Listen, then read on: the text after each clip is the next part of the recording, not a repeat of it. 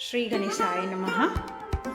आज हम उत्पन्ना एकादशी व्रत कथा कर रहे हैं। भगवान श्री कृष्ण युधिष्ठिर से बोले, मार्गशीर्ष माह के कृष्ण पक्ष में आने वाली इस एकादशी को उत्पन्ना एकादशी कहा जाता है। यह व्रत शंखोद्वार तीर्थ में स्नान करके भगवान के दर्शन करने से जो फल प्राप्त होता है उसके बराबर पुण्य मिलता है। व्रत करने वाले भक्त को चोर, पाखंडी, पर स्त्रीगामी, निंदक, मिथ्याभाषी तथा किसी भी प्रकार के पापी से बात नहीं करनी चाहिए। इसका महात्म्य मैं तुमसे कहता हूँ, ध्यानपूर्वक सुनो। उत्पन्ना एकादशी व्रत कथा युधिष्ठिर कहने लगे कि हे भगवान, आपने हजारों यज्ञ और लाख गोदान को भी एकादशी व्रत के बराबर नहीं बताया, सो यह तिथि सब तिथियों में उत्पन्न कैसे हुई बताइए। भगवान कहने लगे, हे युधिष्ठिर, सतयुग में मूर नाम का दैत्य उत्पन्न हुआ। वह बड़ा बलवान और भयानक था। उस प्रचंड दैत्य ने इंद्र, आदित्य, वसु, वायु, अग्नि आदि सभी देवताओं को पराजित करके भगा दिया। तब इंद्र सहित सभी देवताओं ने भयभीत होकर भगवान से सारा वृत्तांत कहा और बोले, हे कैलाशपति, मूर दैत्य से भयभीत होकर सब देवता मृत्यु लोक में फिर रहे हैं। तब भगवान शिव ने कहा, हे देवताओं, तीनों लोकों के स्वामी भक्तों के दुखों का नाश करने वाले भगवान विष्णु की शरण में जाओ। वे ही तुम्हारे दुखों को दूर कर सकते हैं। शिव जी के ऐसे वचन सुनकर सभी देवता क्षीर सागर में पहुंचे। वहां भगवान को शयन करते देख हाथ जोड़कर उनकी स्तुति करने लगे कि हे देवताओं द्वारा स्तुति करने योग्य प्रभु, आपको बारंबार नमस्कार है। देवताओं की रक्षा करने वाले मधुसूदन, आपको नमस्कार है। आप हमारी रक्षा करें। दैत्यों से भयभीत होकर हम सब आपकी शरण में आए हैं। आप इस संसार के कर्ता, माता पिता, उत्पत्ति और पालन करता और संहार करने वाले हैं। सबको शांति प्रदान करने वाले हैं। आकाश और पाताल भी आप ही हैं। सबके पिता ब्रह्मा, सूर्य, चंद्र, अग्नि, सामग्री, होम, आहुति, मंत्र, तंत्र, जप, यजमान, यज्ञ, कर्म, कर्ता, भोक्ता भी आप ही हैं। आप सर्वव्यापक हैं।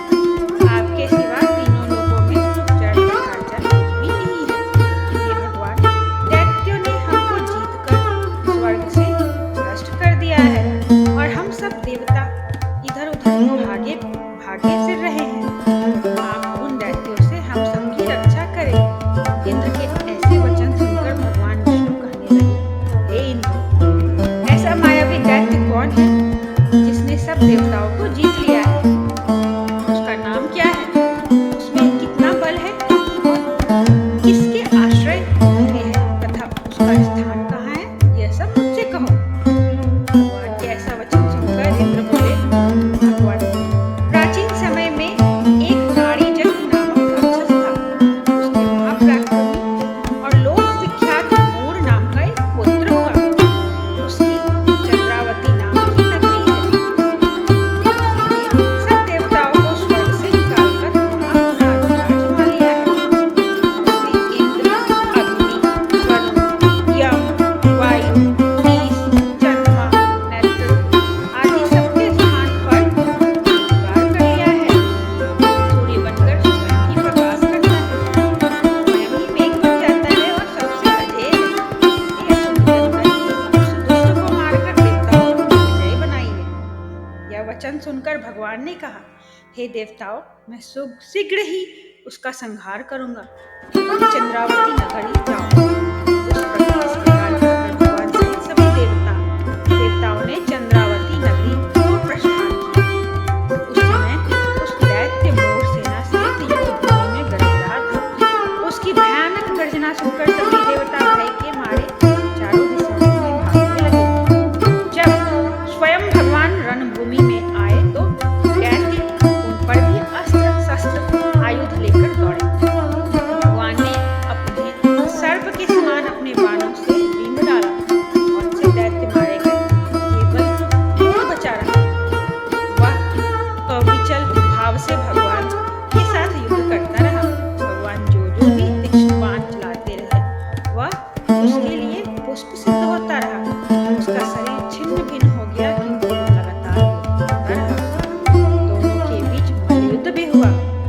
10,000 वर्ष तक उनका युद्ध चलता रहा, किंतु मोह नहीं हारा। थककर भगवान बद्रिकाश्रम चले गए। वहां हेमवती नामक सुंदर गुफा थी। उसमें विश्राम करने के लिए भगवान उसके अंदर प्रवेश कर गए। वह गुफा 12 योजन लंबी थी और उसका एक ही द्वार था। विष्णु भगवान वहां योग निद्रा की गोद में सो गए। मोर भी पीछे पीछे आ गया और भगवान को सोया देखकर मारने का उद्यत हुआ। तभी भगवान के शरीर से उज्ज्वल कांतिमय रूप वाली देवी प्रकट हुई। देवी ने राक्षस मोर को ललकारा, युद्ध किया और उसे तत्काल मौत का घाट उतार दिया। श्री हरि जब योग निद्रा की गोद से उठे तो सब बात हो जाने पर देवी से कहा, आपका जन्म एकादशी के दिन हुआ है, अतः आप उत्पन्ना एकादशी के नाम से पूजित हो। आपके भक्त वही होंगे जो मेरे भक्त हैं। यहाँ पे उत्पन्ना एकादशी का कथा समाप्त हुआ। जय श्री हरि, जय माँ, जय उत्पन्ना एकादशी।